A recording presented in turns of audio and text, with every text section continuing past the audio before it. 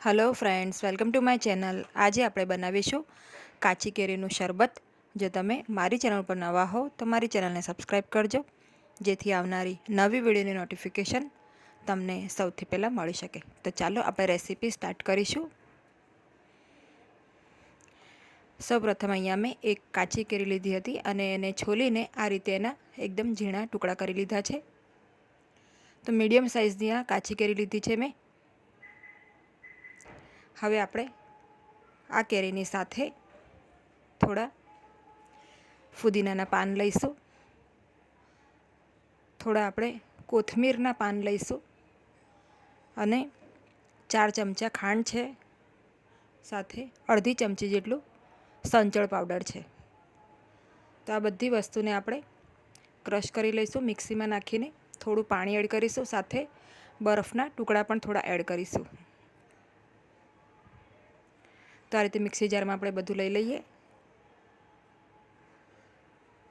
2-3 cube આપણે બરફના નાખીશું અને થોડું પાણી એડ કરીને આને સરસ ગ્રાઇન્ડ કરી લઈએ।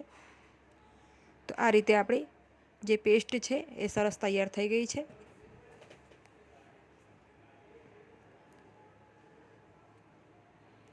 હવે આપણે આને એસેમ્બલ કરીશું।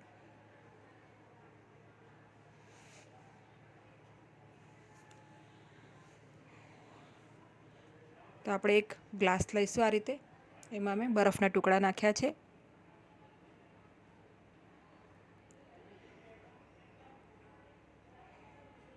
આમાં આપણે જે પેસ્ટ બનાવી છે એ અડધી એડ કરવાની અને અડધું આમાં પાણી એડ કરવાનું છે। એકદમ ઠંડુ પાણી આપણે એડ કરીશું, સાથે ફુદીનાના પાન થોડા નાખીશું।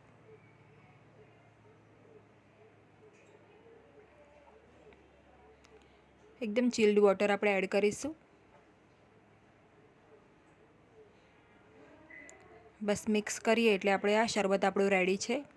તો આ કાચી કેરીનું ખાટું મીઠું શરબત ખૂબ જ ટેસ્ટી લાગે છે અને આ ઉનાળામાં એ ખૂબ જ ફાયદાકારક પણ છે। તો ગરમીની લૂમાં બચવા માટે અને ગરમીથી રાહત પામવા માટે પણ આ શરબત ખૂબ જ સરસ છે। તો આ રીતે કાચી કેરીનું શરબત બનાવીને એક વખત ચોક્કસ ટ્રાય કરજો। આ સિરપને તમે ફ્રીજમાં 3 થી 4 દિવસ માટે રાખી શકો છો। જો તમને મારી આજની આ રેસીપી ગમી હોય તો વિડીયોને લાઇક અને શેર કરજો અને મારી ચેનલને સબસ્ક્રાઇબ કરજો। Thanks for watching.